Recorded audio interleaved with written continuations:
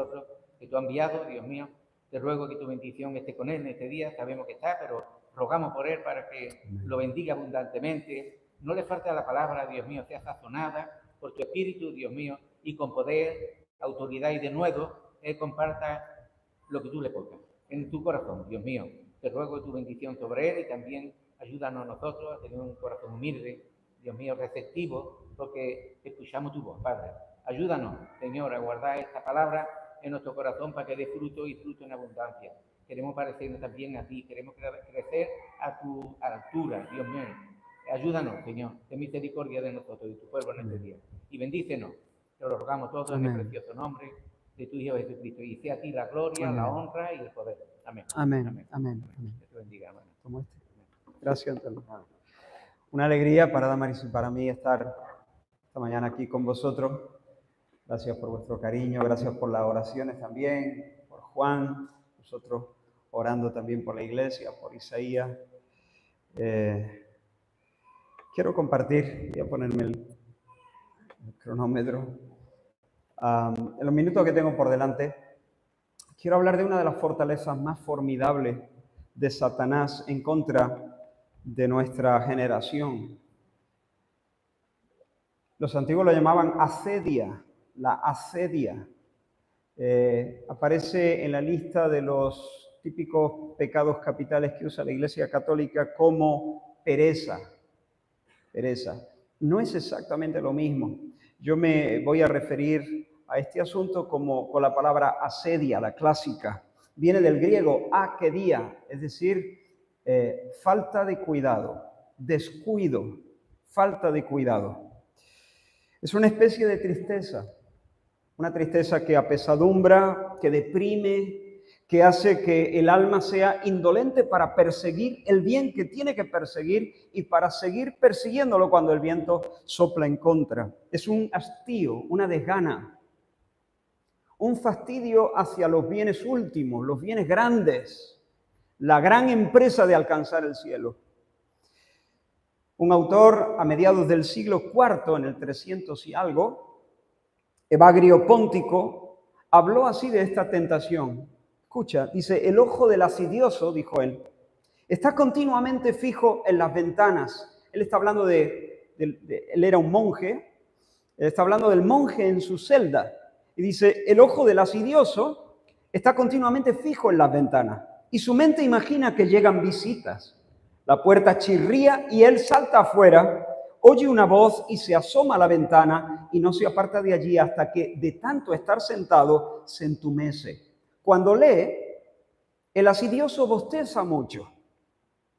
Se deja llevar fácilmente por el sueño, se refriega los ojos, se estira y quitando la mirada del libro, la fija en la pared, pero vuelto de nuevo a la lectura se fatiga inútilmente repitiendo el final de la palabra, cuenta las páginas, calcula los párrafos y finalmente cerrando el libro lo pone debajo de la cabeza y cae en un sueño no muy profundo y luego, poco después, el hambre lo despierta.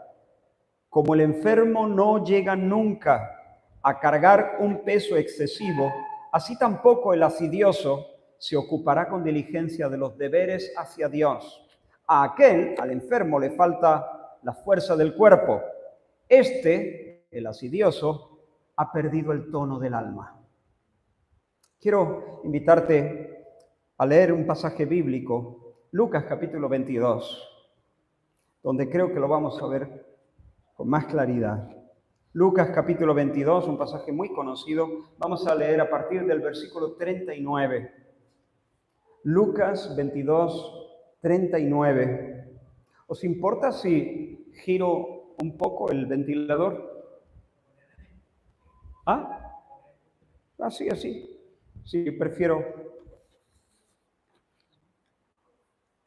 Lucas 22, versículo 39, dice, hablando de Jesús, y saliendo, se fue como solía al monte de los olivos, y sus discípulos también le siguieron. Cuando llegó a aquel lugar, les dijo, orad que no entréis en tentación. Y él se apartó de ellos a distancia como de un tiro de piedra, y puesto de rodillas, oró diciendo, Padre, si quieres, pasa de mí esta copa, pero no se haga mi voluntad, sino la tuya. y se le apareció un ángel del cielo para fortalecerle. Y estando en agonía, oraba más intensamente, y era su sudor como grandes gotas de sangre que caían hasta la tierra. Cuando se levantó de la oración y vino a sus discípulos, los halló durmiendo a causa de la tristeza. Y les dijo: ¿por qué dormís? Levantaos y orad para que no entréis en tentación. Bueno, estamos en Getsemaní, es un momento crítico. Jesús sabe que Judas en breve va a irrumpir en el huerto presidiendo a sus captores, y luego vendrán los golpes, la burla, la desnudez, los clavos, la tumba. El Señor sabe que sobre el Calvario tiene que beberse enterito el infierno, y por eso se agita y tiembla y suda y se espanta. Y en ese trance el Señor pide a 3 de sus discípulos que le acompañen y queden despiertos, velando en oración. Pero cuando vuelve a ellos, los encuentra dormidos. Tanto Mateo como Marcos nos dicen que los halló durmiendo, leo literalmente las palabras de ellos, porque los ojos de ellos estaban cargados de sueño. Porque los ojos de ellos estaban cargados de sueño. Sin embargo, Lucas, en el texto que hemos leído, nos da un detalle que nos ayuda a entender mejor la situación. Lucas nos ayuda a ver más allá del sueño. Dice, lo repito, que los halló durmiendo a causa de la tristeza. ¿Dormían de sueño por causa de que sus ojos estaban cargados de sueño o dormían por tristeza? Por supuesto, había cansancio. Por supuesto, sus ojos estaban cargados de sueño. Pero la causa final no era que el cuerpo había consumido todas sus reservas de energía. Dormían vencidos por la tristeza. No están agotados por haber estado cortando leña de sol a sol. Están descorazonados. Hermanos, hay un cansancio natural, todos lo conocemos, que aparece cuando el cuerpo gasta sus reservas. Pero hay otro cansancio que tiene su origen en una falla del ánimo. Cuando el alma se desploma, el cuerpo se aletarga. Y tal vez algunos de vosotros conocéis este tipo de cansancio. ¿No estás enfermo? Pero apenas puedes tirar de tu cuerpo. Has dormido bien, pero llegar a mediodía es como subir el Everest. Y por supuesto, un complemento vitamínico, un suplemento, un reconstituyente puede ayudar algo. Pero en el fondo no, porque en el fondo no es lo que se necesita, porque un reconstituyente no cura la tristeza que nos hace de plomo. Entonces hemos dicho, mirando a los discípulos, que detrás del agotamiento hay tristeza. Pero quiero que notes esto. No es una tristeza cualquiera. No es tristeza sin más. Es un tipo de tristeza. ¿Por qué? Porque en cierto sentido, el hombre más triste en Getsemaní es Jesús. Jesús, ante el horror de la cruz, siente un mundo de tristeza cayendo a plomo sobre su corazón. De hecho, él les dice a sus amigos: mi alma está muy triste hasta la muerte. En otras palabras, tengo una pena que me está aplastando. Tengo una tristeza mortal. Pero no bosteza. Jesús no se duerme. Al contrario, dice que estando en agonía, oraba más intensamente. Entonces, pregunta, ¿cuál es la tristeza de los discípulos? ¿Cuál es esa pena que los encoge y los desactiva? Y hermanos, aunque el texto no lo dice directamente, leyendo los pasajes que circundan, que están alrededor, conociendo la historia, estoy convencido de que esa tristeza, de que ese tipo de tristeza brota de un corazón que en buena medida se ha desesperado. Días antes, estos hombres ardían de ilusión y de esperanza porque habían entendido que su maestro era el Mesías. Así que estaban deseando ir a Jerusalén y hacer historia. Pero entonces, en medio de toda esa euforia, Jesús anuncia que se va, anuncia su partida, regresa al Padre y de momento ellos no van a poder seguirle. De hecho, uno le va a traicionar, otro le va a negar y todos se van a escandalizar de él. Y ante ese nuevo escenario, el alma se les cae a los pies, se les hace de noche a los discípulos. De hecho, Jesús se percata y les dice, Juan capítulo 16, versículos 5 y 6, no hace falta que lo busquéis, les dice, porque os he dicho estas cosas, tristeza ha llenado vuestros corazones. Jesús se dio cuenta, la tristeza ha llenado vuestros corazones. Nosotros solemos usar una frase que expresa lo que yo creo que los discípulos estaban sintiendo en ese nuevo escenario. Solemos decir, mi gozo en un pozo. ¿Qué estamos diciendo con eso? Mi gozo en un pozo. Aquello que yo esperaba, aquello que yo tenía delante de mí, que me hacía ilusión, lo he perdido, parece imposible, parece inasequible, parece irrecuperable. Y cuando el alma está así, yo creo que los discípulos estaban así, mi gozo en un pozo. Y yo que pensaba que íbamos a ir a Jerusalén, Jesús iba a desplegar su gloria, su poder, iba a conquistar el trono y por fin, mi gozo en un pozo. Deben orar, y lo saben, orar es un bien dulce. Y sin embargo, como la tristeza ha hecho nido en sus pechos, no tienen estímulo. ¿Orar para qué? ¿Orar para qué? En esta situación, orar parece algo demasiado agobiante, demasiado fatigoso, parece insoportable orar. Y mientras Jesús agoniza y sigue orando más intensamente, ellos duermen el sueño de la tristeza. El Señor se mantiene avanzando en línea recta en el camino estrecho de la obediencia. Y sin embargo ellos, aunque cuando el Señor los avisa, se recomponen, comienzan a orar, supongo de nuevo, pero al poco se distraen, se destensan y se duermen. Cuando el ánimo se cansa, como ya he dicho, nos desplomamos. Dejamos de tender hacia aquello que nos es propio como hijos de Dios y hacia aquello que Dios nos propone. Entonces, cuando un alma tiende hacia aquello que le es propio, cuando un alma persigue con celo aquello que Dios le propone, se dice que es un alma grande, magnánima. La verdadera grandeza es esa tendencia del ánimo a perseguir aquello que nos es propio como seres humanos, como hijos de Dios. Lo que es propio según nuestra configuración. Pero cuando el corazón se llena de tristeza, el alma se destensa, se desploma y se instala en la mediocridad. Es decir, acepta la pequeñez. Y caemos entonces en el poder del aburrimiento. El aburrimiento es mucho más grave de lo que pensamos. El aburrimiento es una cosa seria. El tedio, el hastío, esa especie de tristeza pecaminosa que nos hace incapaces de vivir como Dios manda. Y hermanos, como estamos hechos desde la alegría divina, para la alegría, hemos sido diseñados para ser felices. Y toda nuestra configuración humana está diseñada para la alegría. Por lo tanto, no sabemos vivir en la tristeza, no sabemos. Como tampoco sabemos vivir bajo el agua. Te meten bajo el agua y al poco tienes que sacar la cara para tomar aire. Porque tu configuración, tu diseño, tú no tienes branquias ni aletas, no sabes respirar debajo del agua, tienes que sacar la cara. Tampoco sabes vivir en la tristeza porque Dios no te ha configurado para vivir en la tristeza.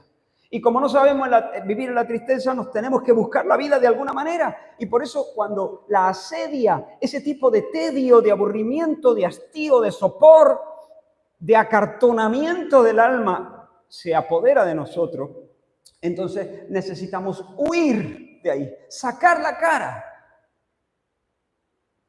Emprendemos la fuga y esto lo hacemos de dos maneras. Huimos de la asedia, intentamos superar esa tristeza de dos maneras. La primera es el sueño. El primer movimiento, no literalmente dormir, pero tiene que ver con, yo lo voy a llamar el sueño. Es un movimiento de entumecimiento, un movimiento de aletargamiento. nos hundimos en la indolencia, en la inacción, dormimos, vamos. Como los discípulos, nos entregamos a un sueño inoportuno, un bostezo que expresa nuestra renuncia malhumorada, cobarde y egoísta de vivir a la altura de nuestra identidad. Y de hecho, esta indolencia, este tedio, se manifiesta muchas veces en el descuido personal, en la falta de aseo. Y ahí andamos desgreñados, una semana y media con el pijama puesto, falta de aseo, desorden, una mesa de trabajo llena de cosas que llevan ahí años. Una casa que no hay por dónde empiezo. Ese desaliño a veces es una manifestación, una expresión de tristeza del corazón. La pereza, la procrastinación, ¿eso qué es? Bueno, pues la postergación, el aplazamiento pecaminoso de las obligaciones, el vicio de dejar para mañana lo que debo hacer hoy. Incluso la persona que está llena de ese tipo de tristeza puede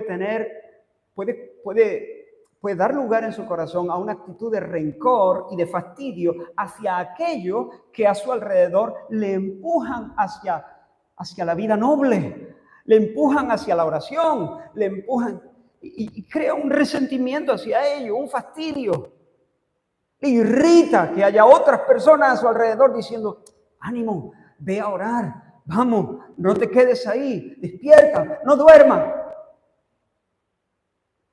Entonces la persona cae en un sueño, en dejar para mañana lo que tiene que hacer hoy, en dejarse, no cuidarse, no asearse, no vestirse bien, no tener bien sus cosas, su mesa de trabajo, su casa, su cama, su habitación.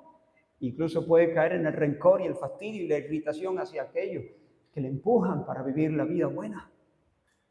Pero no solamente huimos de esta manera. Esta es una primera forma de huir de la tristeza. Hay otra forma mucho más sutil. Esta es muy cantosa, ¿no? Está muy descarada. Esta se ve a leguas que a la persona le pasa algo. Pero hay otro segundo movimiento para superar la tristeza, y este segundo movimiento es un movimiento de búsqueda. Para evadirse de la tristeza, de la tarea que le aburre, de aquello que le agobia, el asidioso es capaz de enrolarse en 1000 actividades. Con frecuencia esa tristeza interior se manifiesta en una especie de divagación, una inquietud errante del espíritu, un movimiento fatigoso para todas partes y para ninguna. Muchas veces personas tristes intentan superar la tristeza de la asidia entregándose a la curiosidad. La curiosidad es también algo mucho más grave de lo que pensamos. No estoy hablando de la curiosidad cuando uno tiene un deseo de saber. No. La curiosidad, en el sentido clásico de la palabra, es contraria a la estudiosidad. Una cosa es estudiosidad, cuando uno tiene un deseo de saber, un deseo ordenado, un deseo que responde a fines nobles, y otra cosa es la curiosidad. La curiosidad es un mariposeo del espíritu. La curiosidad es un deseo desordenado. La curiosidad, al fin y al cabo, es una evasión, es una huida, es un escape, es un ocuparse para no ocuparse. ¿Se entiende?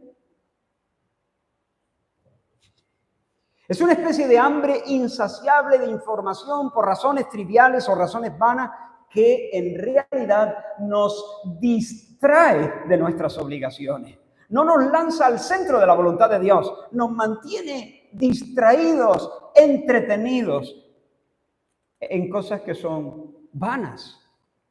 Vuelvo a citar a Evagrio Póntico.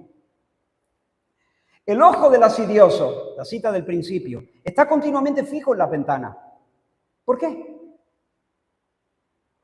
Imagina tú allí a la persona entregada al estudio y a la oración. Allí está en su habitación, dedicado al estudio y a la oración, pero Le aburre tanto. Entonces está deseando que lleguen visitas. Que alguien lo saque, por favor. Que alguien lo saque de este tedio que se está muriendo. Se le está cayendo el techo encima. Entonces dice, el ojo del asidioso está continuamente fijo en las ventanas y su mente imagina que llegan visitas. La puerta chirría y él salta afuera.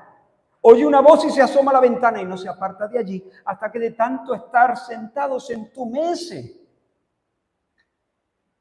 ¿No te parece, hermano, que esta escena descrita por un escritor del siglo IV describe a la perfección el frenético curiosear por las ventanas que la tecnología ha puesto en nuestros bolsillos? Me refiero a los móviles. Esta imagen, donde el asidioso puede estar sentado hasta que se entumece, haciendo scroll y mirando vídeos y chascarrillos y ruiditos y musiquita, 1 hora, 1 hora y media, 2 horas,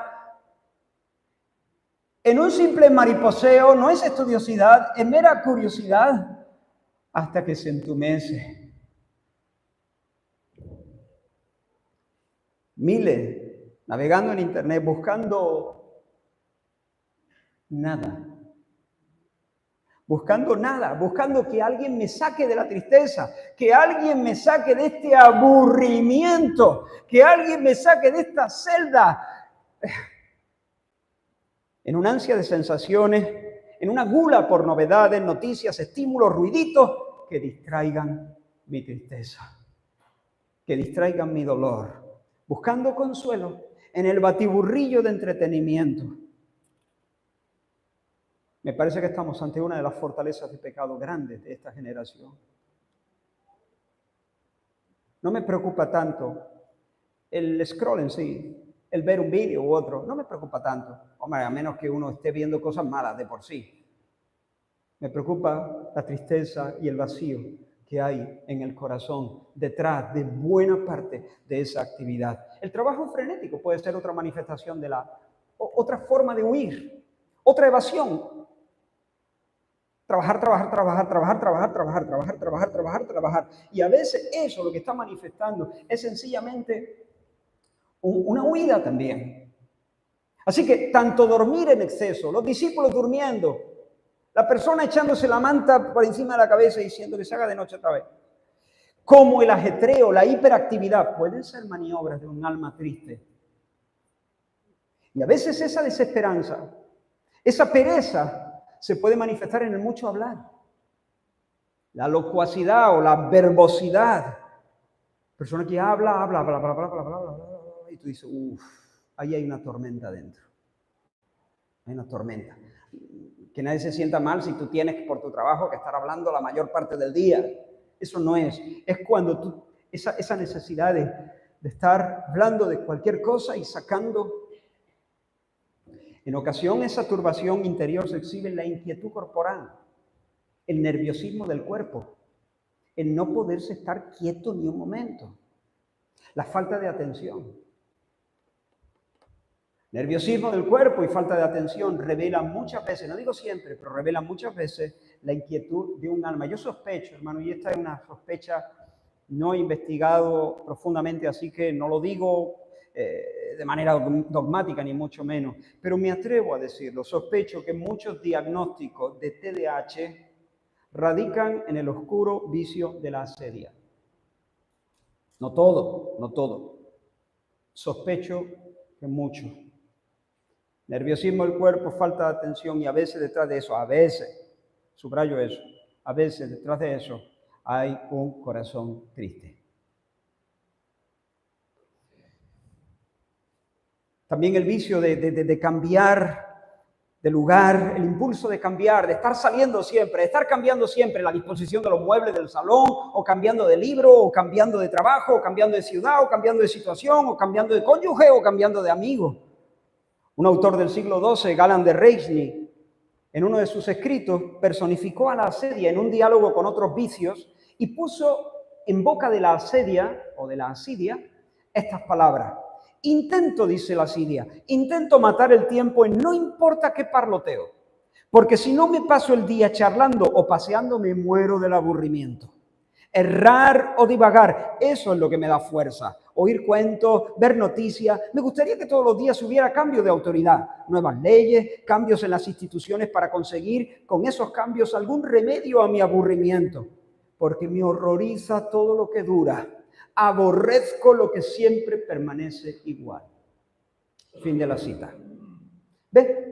Todo es huida. El alma se ha achicado y o bien huye entregándose al sueño o se entrega a un activismo, a un mariposeo del espíritu que no es sino otra forma de pereza.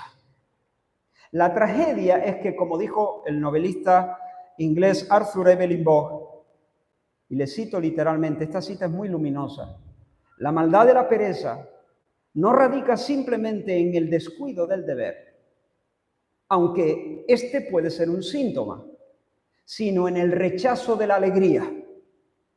Se relaciona con la desesperación. Vamos de nuevo a Getsemaní. Todos están tristes, todos. Pero hay uno que vence la pereza. ¿Por qué? ¿Por qué Jesús vence la pereza? Porque la tristeza de Jesús es distinta. No es asedia. Jesús no ha perdido la esperanza. Su gozo no está en un pozo. Su gozo está intacto. De hecho, el escritor de Hebreos dice que él sufrió la cruz por el gozo que tenía delante, por el gozo que le había sido propuesto. En ningún momento Jesús perdió de vista la meta. ¿Estaba triste? Sí. ¿Era pesimista? No.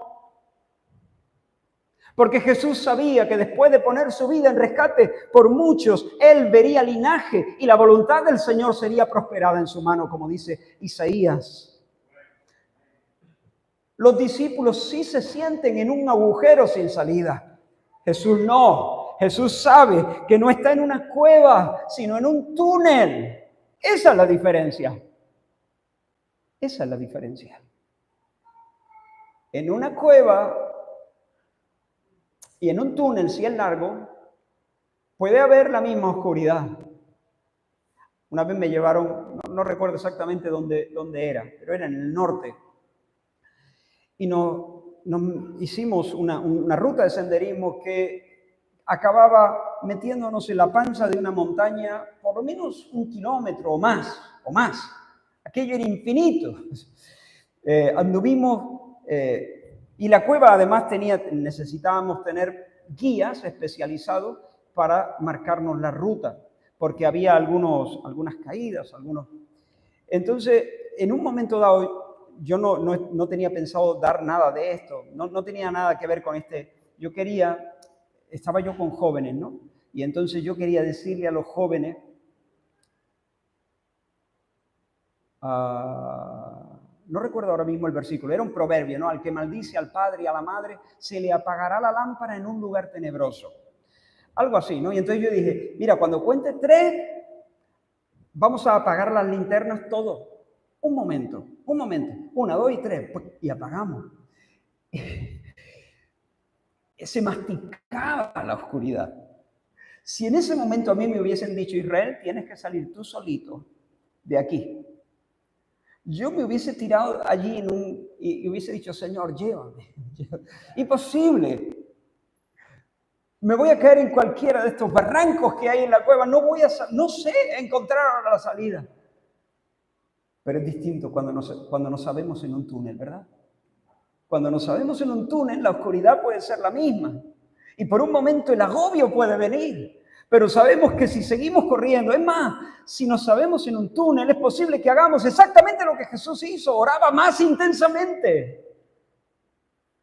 Y esa es la diferencia. Los discípulos se sintieron en una cueva. Jesús se sabía simplemente en un momento difícil, pero era un túnel, era un momento de tinieblas, pero después gloria. Por eso no se duerme ni se desploma. Y yo quiero decirte, tal vez te sientas como en una cueva, no sé. Tal vez tus planes han salido del revés. Tal vez a estas alturas esperaba, yo no sé, no conozco a la mayoría de vosotros, ¿no? Pero tal vez a estas alturas esperaba estarnos casada, construyendo con ilusión un hogar y estás soltera todavía. O sabías que la enfermedad iba a llegar, pero no la esperabas tan pronto no. O no contabas con esas circunstancias familiares que te humillan y te abofetean y te invitan a tirar la toalla y a escapar. O no imaginaste que tuvieses que enfrentar esas debilidades emocionales que están dentro de ti. Y no contabas con eso. Y que te afligen y que te boicotean. O no esperabas tener que hacer frente a ese millar de contratiempos, interrupciones, demoras, retrasos que te frustran profundamente. Y poco a poco la tristeza ha ido haciendo nido en tu corazón. Y ese ímpetu espiritual que tenías ayer ha quedado reducido a nada. Y ahora lo que quieres es dormir o ver series de Netflix y entretenerte. Dormir o entretenerte. Porque no podemos vivir en la tristeza. Allí no hay aire. Entonces, quiero darte en esta segunda parte del mensaje, que será más breve, creo. Esta es la palabra que quiero entregarte. Tú necesitas armarte con el yelmo de la salvación. Necesitas armarte con el casco de la salvación. ¿Qué es lo que protege la cabeza del creyente? En medio de la lucha espiritual contra las tinieblas, contra Satanás, la salvación. O más concretamente, la esperanza de salvación. La esperanza de salvación. Escucha lo que escribe Pablo en su primera carta a los tesalonicenses. Pero nosotros, que somos del día, seamos sobrios, habiéndonos vestidos con la coraza de fe y de amor, y con la esperanza de salvación como yelmo, como casco. Porque, escucha, no nos ha puesto Dios para ira, sino para alcanzar salvación por medio de nuestro Señor Jesucristo, quien murió por nosotros, para que ya sea que velemos, que estemos vivos, o que durmamos, que hayamos muerto, vivamos juntamente con Él. Eso es lo que protege nuestra cabeza contra los golpes asesinos del homicida. Saber que Dios no me ha puesto para ira. Saber que Dios me ha puesto para alcanzar salvación. La esperanza de salvación, la esperanza de salvación. Esa es la virtud contrapuesta a la asedia. Lo contrario a la asedia, la esperanza. Porque la esperanza es esa virtud sobrenatural que el Espíritu Santo implanta en el corazón del Hijo de Dios, por la cual el creyente aguarda con ilusión todo lo bueno de la promesa que aún no ha recibido en plenitud. Lo repito, es esa virtud que el Espíritu de Dios implanta en el corazón del Hijo de Dios, por la cual el creyente aguarda con ilusión el disfrute pleno de la promesa que Dios le ha hecho, que a día de hoy no está poseyendo en plenitud. ¿Cuál es la relación entre la fe y la esperanza? John Piper ha dicho esto. La esperanza es esa parte de la fe que se enfoca en el futuro. En términos bíblicos, sigue diciendo, cuando la fe se dirige al futuro, puede llamarse esperanza. Y yo digo amén, pero quiero introducir un matiz. No es que yo quiera enmendarle la plana a John Piper, pero quiero introducir un matiz que creo que es importante. En la esperanza no solo hay certeza. En la esperanza, claro que hay certeza, pero no solo hay certeza. En la esperanza hay expectación. La persona vive de puntillas. Vive mirando el horizonte, anticipándose, relamiéndose, abriendo los brazos para acoger la promesa. Hace unos meses, o hace ya casi un año, casi, cuando jugó la selección española en nuestra ciudad, estaba justo el pastor Lucas Martínez, que yo creo que estuvo con vosotros. No. El pastor Lucas Martínez estaba en casa y estaba con su hijo, Cheche, ¿no? Lucas Ezequiel, pero le dicen Cheche. Y entonces él le prometió a su hijo llevarlo al estadio a ver a la selección española. Y el hijo se lo creyó. Eso es fe. Pero un ratito antes del partido, el niño iba enfundado en su camiseta de la selección española y iba así, que no cabía en su cuerpo, dando saltitos, con una sonrisa de oreja a oreja. Eso es esperanza. Te voy a llevar a ver el partido de España, y lo creyó, eso es fe.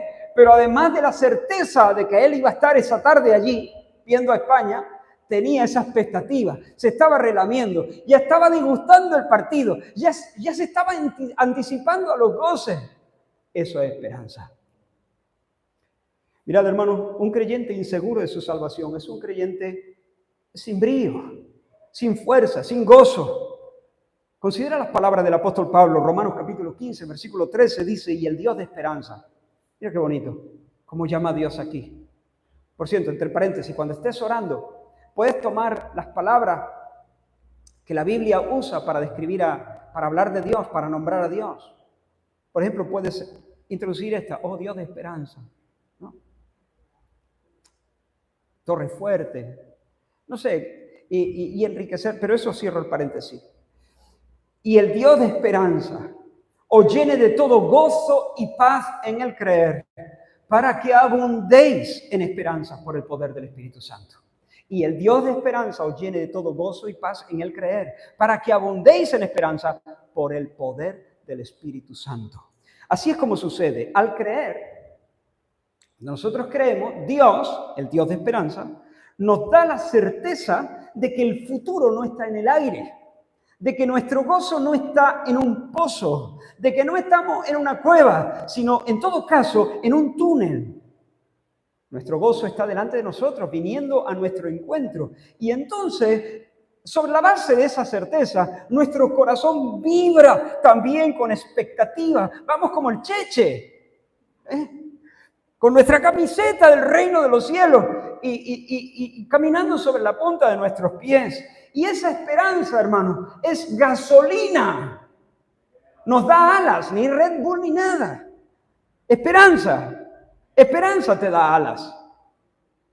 La esperanza enciende el alma, dilata el alma, refresca el alma, con gozo y con paz. Os llene de todo y gozo y paz en el creer. Entonces, llenos de gozo y paz, tenemos fuerza. Llenos de gozo y paz. ¿Cómo paras a una persona llena de gozo y paz? Llenos de gozo y paz podemos lanzarnos a todas las batallas y podemos permanecer avanzando aún en medio de la tormenta, aunque no sepamos cómo se arma el rompecabezas de nuestra vida. Hermanos, la fuerza volverá cuando se vaya la tristeza. Y la tristeza se va a ir cuando regrese el gozo de la esperanza. Y la esperanza va a regresar cuando el Dios de esperanza, de manera sobrenatural, milagrosa, por el poder del Espíritu Santo, infunde esperanza a nuestra alma. Hermano, nuestro gozo no está en un pozo. Hoy nuestro gozo está acompañado de lágrimas. Eso es así. Los antiguos le llamaban a esta vida, este valle de lágrimas. Es que pesimistas, que... No es que eran pesimistas, es que tenían una visión clara del cielo. Y claro, en el contraste, este es el valle de lágrimas. Nuestro gozo hoy convive con las lágrimas, convive con el dolor, pero viene un día, está viniendo a nuestro encuentro en el que la alegría no tendrá contrapeso. Y a pesar de las circunstancias, podemos vivir henchidos de esperanza. Podemos vivir venciendo la parálisis de la tristeza, permaneciendo constantes, como dice el apóstol Pablo, como entristecidos, mas siempre gozosos. Como pobres, mas enriqueciendo a muchos. Como no teniendo nada, mas poseyéndolo todo. Quiero contarte una historia ficticia. Hablarte de Rafael. Rafael era albañil. Rafael, un albañil cordobés. Sabía trabajar bien, pero desde hacía tiempo para él todo era una tortura, todo era un fastidio. Y quiero que le mires, que le imagines en su andamio, ¿vale? Estamos en Córdoba, 19 de agosto, 12:30, 42 grados y subiendo. Y a Rafael le molesta el sol del mediodía, le molesta la lentitud de los peones, el yeso, los tacos, el cemento, el andamio, los guantes, las botas, el mono de trabajo, le molesta todo. ¿Qué le pasa a ese hombre? Lleva 2 meses sin cobrar, 2. Y sospecha que esta semana tampoco el jefe le va a pagar. Y mientras piensa en eso y piensa que ya se le están acabando los recursos y que va a tener que hacer algo, Mientras va pensando en eso y mastica su rabia, ¡pah!, se golpea con la machota en el dedo. Suelta la machota de un golpe en el andamio y honestamente quiere llorar. No llora porque le da vergüenza. Ese hombre quiere llorar, quiere gritar, quiere comerse el andamio. Y de repente, mientras está en eso, intentando sosegarse de nuevo, se acerca un hombre con traje y unas cámaras de televisión le van siguiendo. Resulta que se trata del presentador de un prestigioso programa de televisión que está haciendo furor en media Europa, que consiste en que algunos empresarios multimillonarios contratan por un día a un trabajador escogido al azar de entre la lista de los contribuyentes. Y a cambio de su jornada de trabajo, un día de trabajo, claro, tiene que dejarse filmar y hacer todo ese show, pero a cambio de eso, lo premian con una vivienda de lujo, un mes con todos los gastos pagados para él y para su esposa y para sus chiquillos en el hotel de su elección. En el hotel del mundo de su elección, un mes. Y luego, aparte, un sueldo vitalicio de 4.800 euros. Para siempre. Rafael al principio, cuando ve que se dirigen a él, primero mira a ver dónde está la cámara oculta. Cuando se da cuenta que la cosa va en serio, que efectivamente el hombre es el presentador famoso, pregunta, ¿y qué tengo que hacer? Y le explica, nada, simplemente echar tu jornada de trabajo hasta que suelte, hasta que pliegue, dejarte grabar, lógicamente. En el momento en que se cerciora de que todo va en serio, Rafael se coloca los guantes, corre al andamio, se encarama de un salto, toma la machota, quiere besar la espuerta, quiere besar el cincel y de repente se da cuenta que a poca distancia hay pajarillos cantando. Los pajarillos llevan siglos ahí. Pero él nunca se había dado cuenta que hay pajarillos cantando. Y entonces, mientras retoma su trabajo con la machota, empieza a tararear una canción. Y en esto, Rafael está pensando ahora en un nuevo escenario. Y mientras piensa, ¡pah!, se vuelve a golpear con la machota, el mismo dedo. Pregunto, no responda, solo piensa, ¿le duele? Sí, le duele. Posiblemente, objetivamente, le duele más que antes, porque se ha dado en el mismo. Pero enseguida, de repente, es así como para soltar la machota.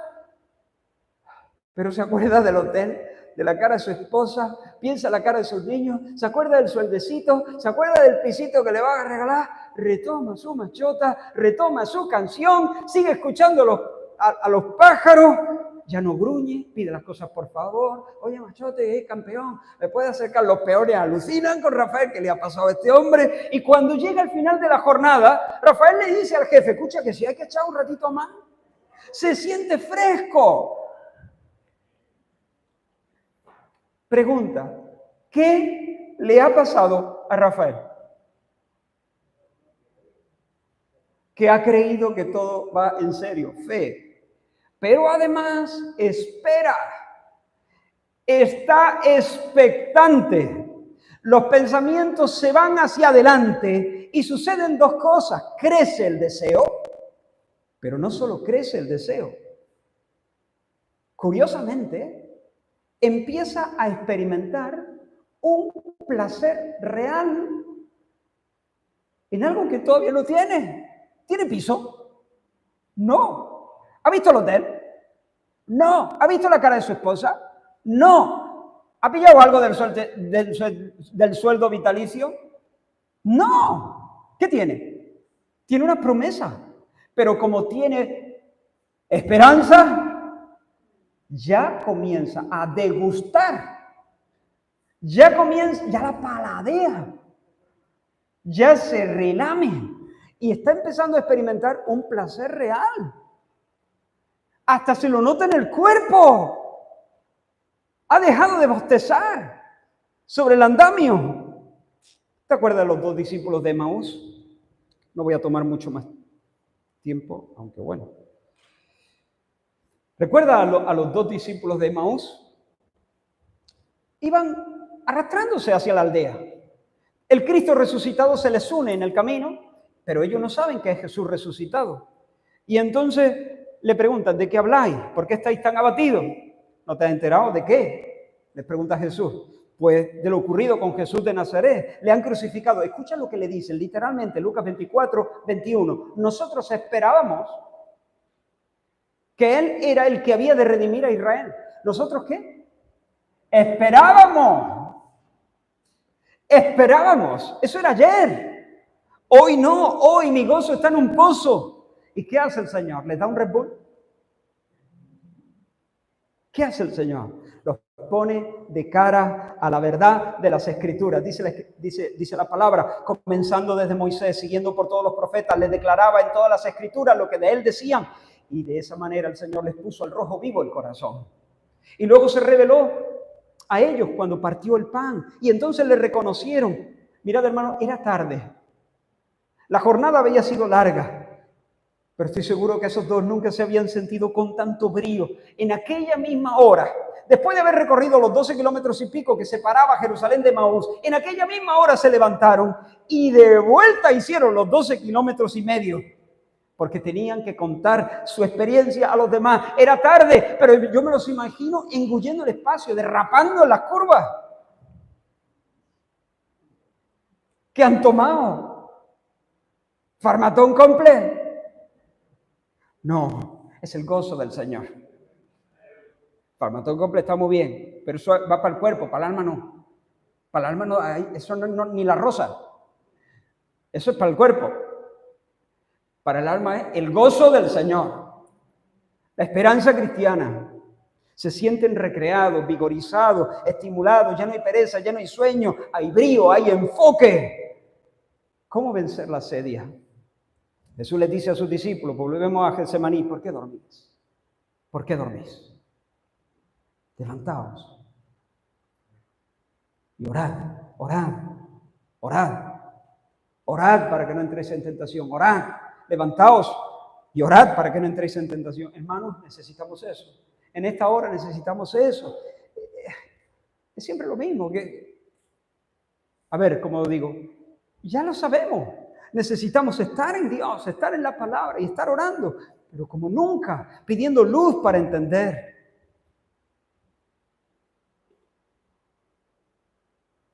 Necesitamos abrir la Biblia, buscar las promesas y estar en ella y acampar en ella y pedirle al Señor entendimiento. Porque si no, la tristeza que está en el ambiente va a abrirse paso y va a hacer nido puede hacer nido en nuestros corazones. Cuando uno entiende la promesa, cuando la promesa está ardiendo en el pecho, entonces no hay manera. Habrá esperanza. Mira, María Magdalena fue al sepulcro y vio la boca del sepulcro abierta y sacó sus conclusiones. Se han llevado el cadáver. Falso. Falso. No era así, estrictamente hablando, teniendo en cuenta los hechos objetivos, ella sabía que la piedra había sido removida y que no había cadáver. Eso es todo lo que sabía. Pero mira la conclusión que saca, se han llevado al cadáver, han robado el cuerpo. Esa fue una interpretación nacida en un corazón falto de entendimiento. María necesitó ver para entender mejor. Necesitó ver para recalcular y comprender las cosas. Sin embargo, ¿te acuerdas de Abraham? El patriarca, Abraham. Subió la cuesta de Moria junto a su hijo Isaac para sacrificarlo. Dios le había pedido que se lo ofreciera en sacrificio.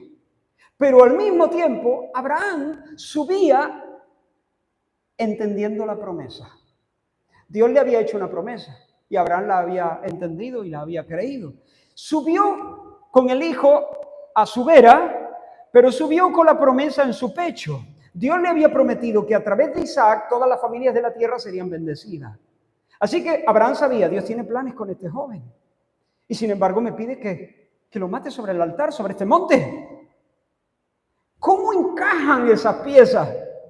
¿Cómo conectar la imagen de un niño muerto sobre las piedras del altar y la imagen de un joven que va a ser padre de naciones, de cuyos lomos va a venir la bendición para todos? ¿Cómo encajar eso? Escucha lo que el escritor de Hebreos dijo sobre este drama. vivido en el pecho de Abraham. Por la fe Abraham, dice, cuando fue probado, ofreció a Isaac, y el que había recibido las promesas ofrecía a su unigénito, habiéndosele dicho: en Isaac te será llamada descendencia, pensando que Dios es poderoso para levantar aún de entre los muertos, de donde en sentido figurado también le volvió a recibir. Hermanos, Abraham jamás había oído de algo llamado resurrección. Nosotros sí. Él no había leído los salmos que hablan de la resurrección. Él no había leído otros pasajes. Pero porque entendía la promesa. Porque llevaba esa promesa vibrando en sus huesos. Porque esperaba en la palabra del Señor. Porque tenía esperanza en Dios. Porque la promesa le había dado color y forma a toda su manera de pensar y a toda su manera de vivir y a todo su mundo. Echó las cuentas y dijo: me lo va a resucitar. Me lo va a resucitar. Se equivocó en el método, pero entendió el corazón de Dios. Y subió imparable la cuesta de Moria. No se puso a hacer scroll, no se instaló en la mediocridad, no se echó la manta a la cabeza y dijo: que venga otro día. Iglesia, termino. Necesitamos ir a la palabra de Dios. Necesitamos leerla de manera devota, leerla en oración, quedarnos en los textos hasta que nuestro corazón baile, hasta que nuestro corazón se ponga al rojo vivo. Lee la palabra, hermano. Si estás triste, cógete los textos, las promesas de Dios, las verdades de Dios. Quédate ahí, no la entiendes, no te preocupes, tranquilo, no te preocupes, no te asustes. Te aburre, no importa nada, quédate en tu aburrimiento, persevera ahí. No te vayas por el móvil rápido, no te vayas por la serie rápido, no llames por teléfono a no sé quién, no busques ese tipo de consuelo, no te vayas al frigorífico a comer chocolate, quédate ahí, lo estás pasando mal, aguanta, no te vas a morir, aguanta. Quédate en los textos, clama al Señor, vuelve a quedarte, planta tu tienda ahí, clava las estacas de tu tienda y di: Señor, no me voy a mover de estas verdades hasta que tú dilates mi alma y yo baile sobre estas verdades. Y yo me sienta recreado, vigorizado, energizado por la verdad, hasta que el Dios de esperanza, por el poder de su Espíritu Santo, no llene mi corazón de gozo y paz en el creer. Y cuando Dios ve un corazón así, cuando Dios dice o Dios o el colapso, entonces Dios dice: pues Dios. O tú o nada, Dios te va a decir: pues yo.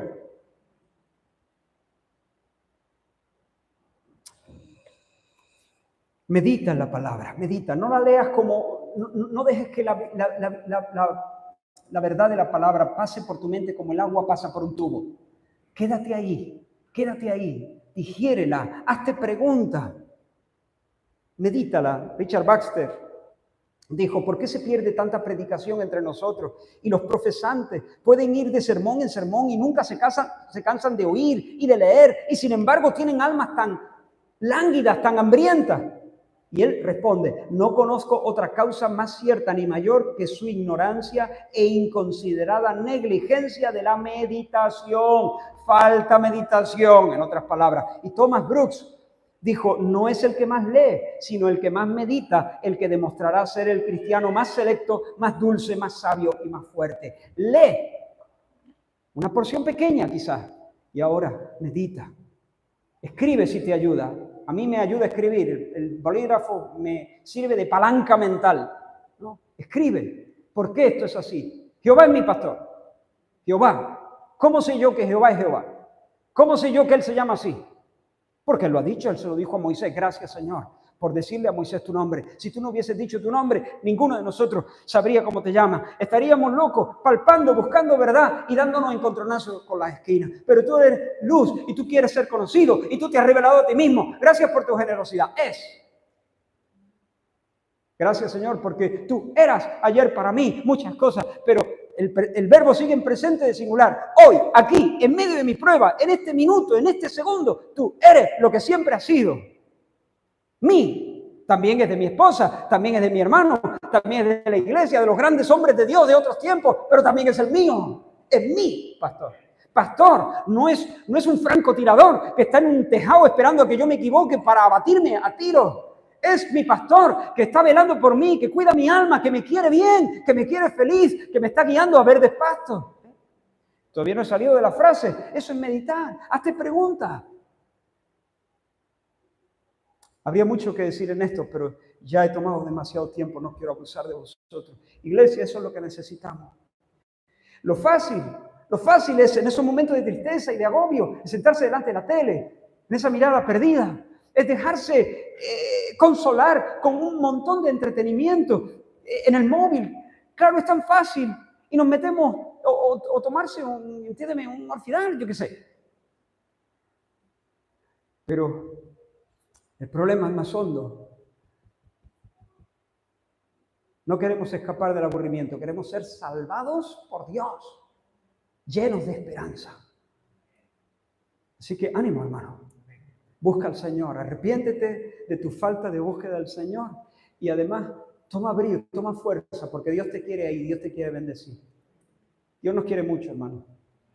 Dios nos quiere mucho. Y Él tiene muchas buenas cosas para nosotros, más de las que nosotros nos atrevemos a imaginar. Incluso, aún en medio de las lágrimas, darnos un río interno de esperanza que nos mantenga verdaderamente contentos. Contentos, una palabra que me encanta. La persona contenta está contenida.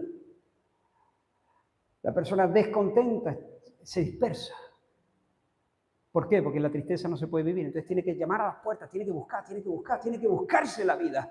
La persona contenta no, la persona contenta está ahí, está contenta. No necesita mil historias. Está contenta, está quieta. Su alma está descansando en Dios. Vamos a orar. Gracias, Señor.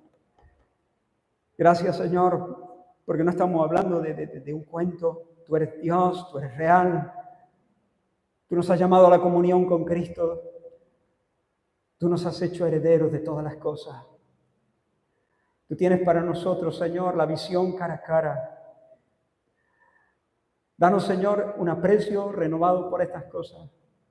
Y da, Señor, que estas cosas, Dios mío, en medio de los sinsabores, en medio, Señor, de la desesperanza de esta generación, en medio de ese tedio, de esa tristeza, Señor, nuestros corazones puedan estar contentos y puedan estar esperanzados. Oh, Señor, que aunque tengamos que estar un tiempo más sobre este andamio, y aunque haga calor sobre este andamio, Señor, que sepamos, que podamos pensar en ti y en las bendiciones que nos tienes prometidas. Tú que no mientes, Señor, y nuestra alma recobre fuerza. Podamos, Señor, retomar nuestra machota y nuestra canción. Bendice a tu pueblo aquí, Señor. Bendice a tu pueblo. Bendice a Isaías, Señor, también, a su familia, los hermanos, Señor, que en medio de esta prueba, Dios mío, tú puedas traer, Señor, el vigor, ese vigor sobrenatural que viene de ti. Señor, escóndelos en tu abrazo, escóndelos, Dios mío, llénalos de tu Espíritu Santo para pasar, Señor, por esta situación. Dios mío, queremos ayudar también sobre